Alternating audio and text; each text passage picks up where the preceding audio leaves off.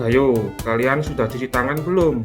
Kalau belum, cuci tangan dulu ya, agar kuman dan bakteri tidak masuk ke tubuh kalian. Sehat sekarang bukan hanya untuk kalian, tapi juga demi orang-orang di sekitar kalian. Oke, kalau sudah, kita lanjut videonya. Assalamualaikum warahmatullahi wabarakatuh. Baiklah anak sekalian, sebelum kita memulai pelajaran, mari kita berdoa dulu. Berdoa sesuai agama dan keyakinan masing-masing. Harapannya semoga kita semua mendapat ilmu yang bermanfaat. Berdoa mulai. Bismillahirrahmanirrahim. Raditu billahi rabban wa bil islami dinan wa bi Muhammadin sallallahu alaihi wasallam nabiyyan wa rasulan. Rabbi zidni ilma warzuqni fahma.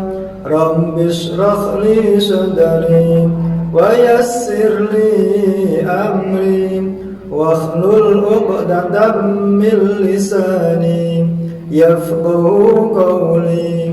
Amin ya rabbal alamin. Assalamualaikum warahmatullahi wabarakatuh. Baiklah anak-anakku sekalian, pada hari ini kita akan melanjutkan pembahasan tentang iman kepada qada dan qadar. Namun sebelum kita melanjutkan, marilah kita berdoa dengan membaca Ummul Quran Suratul Fatihah, dengan harapan mudah-mudahan kita semua diberi umur yang barokah, ilmu yang bermanfaat, selalu dalam keadaan sehat, serta selalu dalam lindungan Allah Subhanahu wa taala. Al-hadiniya bisyafati Rasulillah sallallahu alaihi wasallam. Al-Fatihah. A'udzubillahi minasyaitonir rajim. Bismillahirrahmanirrahim. Alhamdulillahirabbil alamin arrahmanir rahim maliki yaumiddin. Iyyaka na'budu wa iyyaka nasta'in ihdinas siratal mustaqim siratal ladzina an'amta 'alaihim ghairil maghdubi 'alaihim waladdallin. Baiklah anak-anakku sekalian yang sangat saya banggakan, perlu kalian ketahui bahwasanya iman atau beriman kepada qada dan qadar itu adalah merupakan rangkaian dari rukun iman yang terakhir, di mana rukun iman itu ada 6. Yang pertama iman kepada Allah, yang kedua iman kepada malaikat, yang ketiga iman kepada kitab, yang keempat iman kepada Rasul, yang kelima iman kepada hari kiamat, dan yang terakhir iman kepada qada dan qadar. Anak-anak sekalian yang sangat saya banggakan, untuk hari ini kita akan melanjutkan pembahasan tentang iman kepada qada dan qadar. Sekarang macam-macam takdir itu ada 2. Yang pertama takdir mu'allaq, yang kedua takdir mubram. Takdir mu'allaq ini merupakan takdir yang bisa dirubah. Contoh, kalau kalian ingin menjadi orang yang pandai, maka untuk merubah agar menjadi orang yang pandai, Anda harus belajar.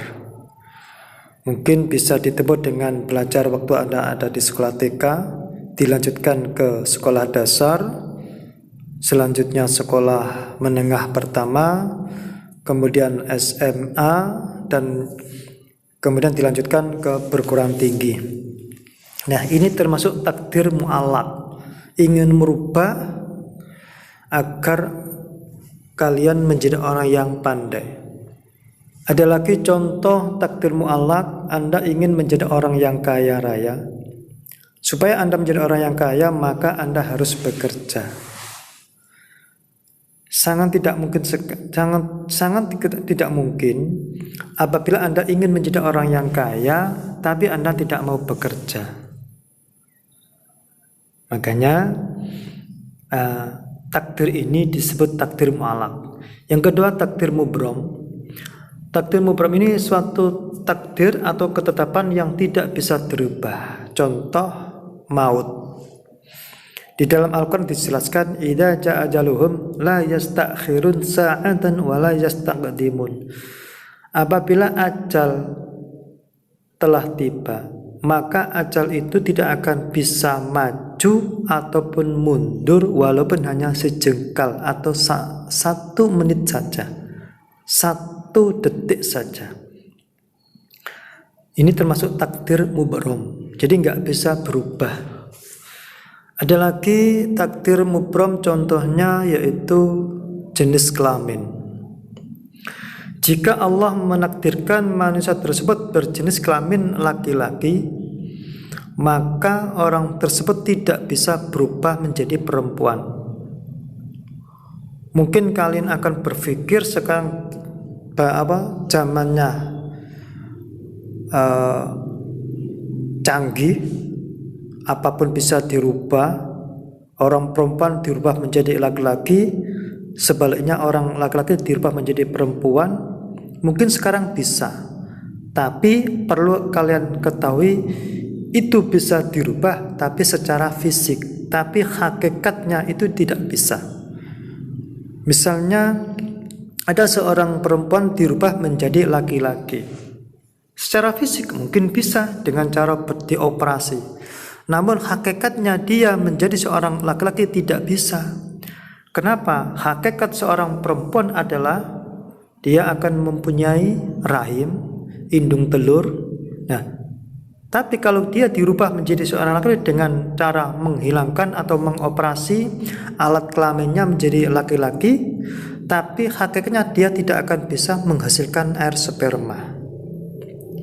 Nah, inilah salah satu contoh takdir mubrom, tidak bisa dirubah. Anak-anak sekalian yang sangat saya banggakan, berikutnya adalah qada dan qadar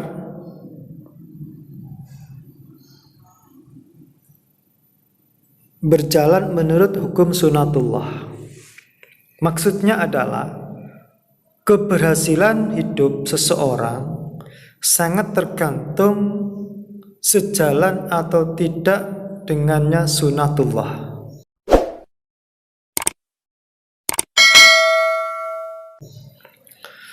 Sunatullah adalah hukum-hukum Allah yang disampaikan untuk umat manusia melalui para rasul yang tercantum di dalam Al-Quran, berjalan tetap dan otomatis. Misalnya, jika orang itu tidak mau belajar, maka otomatis dia akan menjadi bodoh. Jika orang itu tidak mau bekerja, otomatis dia tidak akan bisa menjadi orang kaya.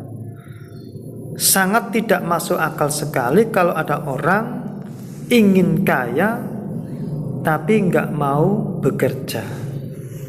Ya mungkin jalan pintasnya adalah barangkali mendapatkan warisan, nggak kerja tapi moro-moro oleh warisan. Anak-anak sekalian yang sangat saya banggakan, ada 4 hal yang selalu berhubungan dengan takdir. Yang pertama, takdir itu sendiri. Mengapa manusia tidak mampu terbang laksana burung? Tumbuh-tumbuhan berkembang subur, lalu layu, kemudian kering. Rumput-rumput subur bila selalu disiram dan sebaliknya. Bila dibiarkan tanpa pemeliharaan, maka akan menjadi mati.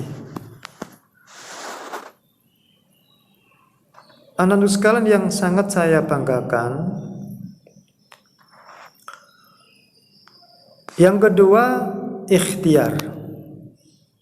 Ikhtiar ini adalah berusaha bersungguh-sungguh untuk mencapai yang diinginkan. Kemudian yang ketiga, doa. Doa ini adalah ikhtiar batin yang besar pengaruhnya bagi manusia yang meyakininya. Makanya di setiap perkataan jangan sampai berkata yang jelek, karena ucapan itu sama dengan doa. Yang terakhir adalah tawakal.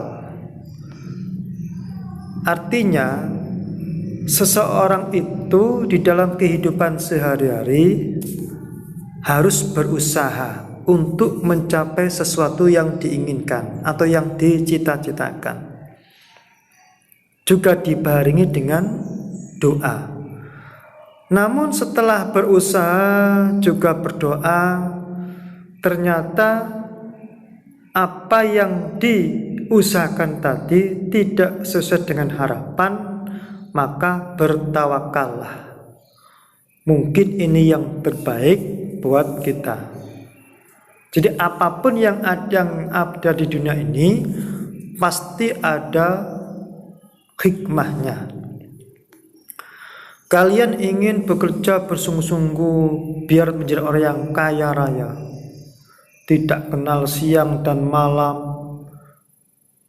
Namun setelah kalian bekerja bersungguh-sungguh, ternyata apa yang kalian hasilkan tidak sesuai dengan harapan, maka bertawakallah.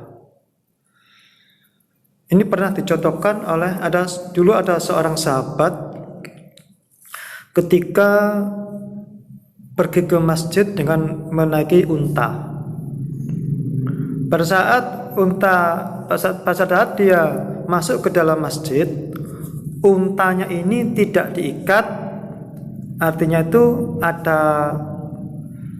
tidak diikat ke sebuah pohon. Dia punya keyakinan bertawakal kepada Allah. Namun setelah selesai sholat subuh berjamaah dengan Rasulullah, lalu Rasul bertanya, "Hai sahabat, kamu tadi kesini tuh naik apa?" Beliau menjawab, "Saya naik unta ya Rasul." "Terus untamu kamu taruh di mana? Apakah sudah kamu ikat ketika kamu tinggalkan masuk ke dalam masjid?" Dia menjawab, "Tidak ya Rasul, saya pasrah ya Rasul." Nah, model seperti ini adalah ternyata disalahkan oleh Rasulullah. Lalu Rasulullah menjawab, "Jangan begitu wahai sahabat. Kamu kesini naik unta, kamu ikat ke pohon. Nah, itu kamu ikhtiar, namanya ikhtiar. Setelah kamu ikat, setelah kamu selesai sholat, kamu kembali, ternyata untamu kok hilang. Berarti tawakal kepada Allah. Ini yang betul." Jadi dengan demikian, jika kamu punya sepeda motor, kamu simpan di dalam rumah, kamu kunci. Kok ternyata sudah dikunci, sudah ditaruh di dalam rumah, kok hilang? Berarti Anda boleh tawakal kepada Allah. Mungkin itu bukan rezekinya. Anak-anak sekalian yang sangat saya sayangi, mungkin itu sementara yang bisa saya sampaikan. Harapannya semoga kita semua selalu dalam lindungan Allah Subhanahu wa taala, dijauhkan dari segala macam penyakit, hidup kita penuh dengan keberkahan, dan akhirnya saya akhiri. Assalamualaikum warahmatullahi wabarakatuh. Salam olahraga, salam sehat. Jangan lupa memakai masker setiap kali berkegiatan di luar rumah, dan gunakan masker untuk menutupi hidung dan mulut kalian. Contohnya seperti ini. Oke guys. Bagaimana dengan pembelajaran hari ini? Sukses selalu, tetap semangat. Jangan lupa jaga kesehatan, pakai masker, selalu cuci tangan, dan jangan lupa jangan keluyuran kemana-mana. Tetap di rumah saja, bantu orang tua. Jangan lupa ibadah.